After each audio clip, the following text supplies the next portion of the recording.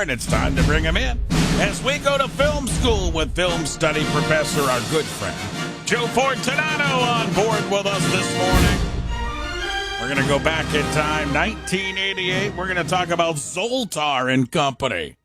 That's the movie. A beloved 80s film celebrating its 35th anniversary, which is big, starring Tom Hanks, which was released in June 3rd, 1988. It was directed by Penny Marshall. It was written by Gary Ross and Ann Spielberg, and yes, that is Steven Spielberg's sister. The film had 2 Oscar nominations, Best Actor and Best Writing. In fact, this was the first time that Tom Hanks was nominated for an Oscar, and as you know, he would go on to win a couple in his career.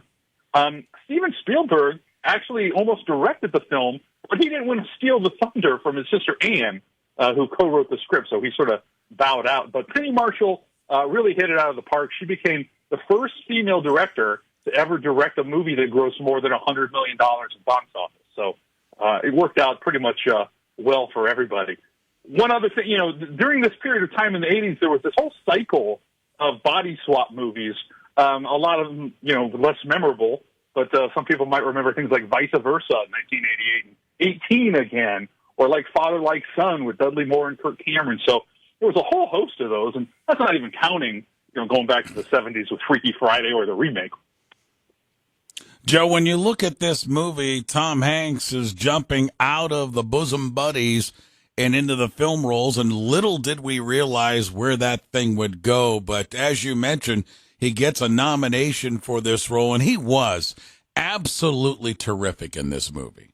He really was. And, we often talk about casting, and I'll jump into that here in a second, but Penny Marshall really wanted him, and he was his first choice, but he was unavailable because he was doing Dragnet and Punchline. So believe this, they offered it to Robert De Niro, and the writers started retooling the script, but his $6 million salary demand was too high. Eventually, Hanks became available and accepted it for $2 million. But could you imagine Robert De Niro in this role? I can't. Go ahead.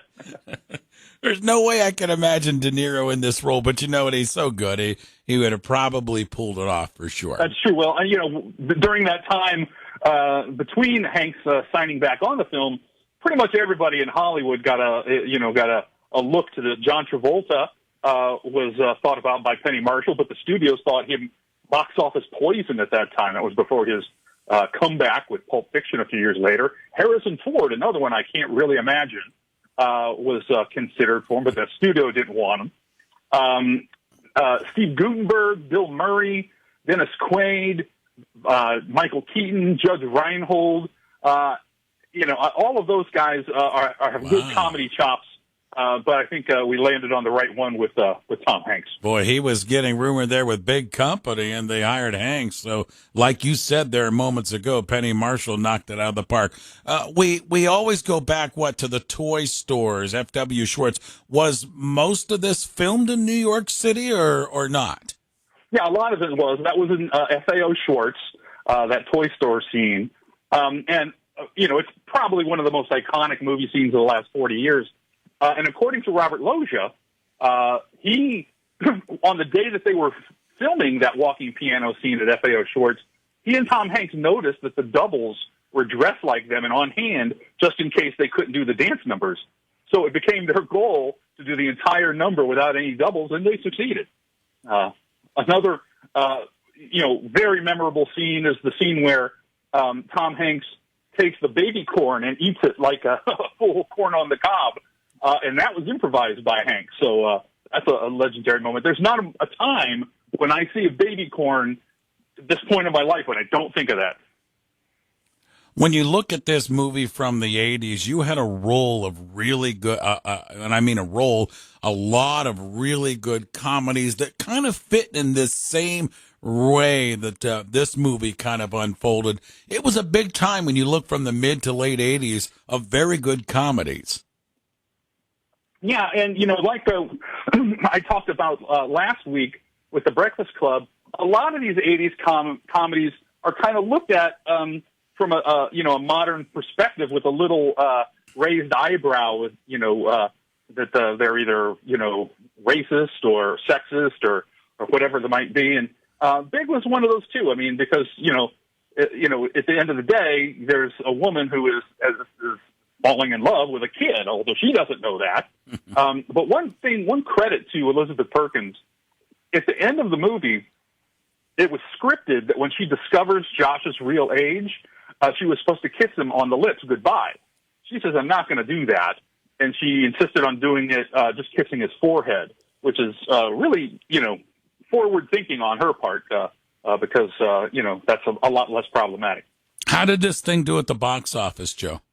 Well, it did really well. Like I said, it topped $100 million, so that's pretty good back in those days.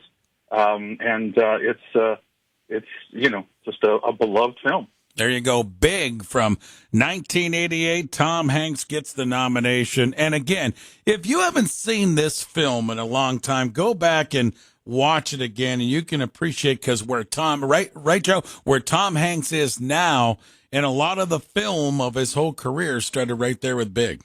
Yeah. It wasn't his first outing, but it was where he started getting noticed. And like I said, it was his first Oscar nomination. There you go. Joe Fortunato, film study professor, joins us on Film School each and every Friday at this time on WAKR. Joe, we'll do it again next week, my friend. Thanks for the time and the work. Thanks, Ray. We'll see everybody next week. You got it. Joe Fortunato, film study professor,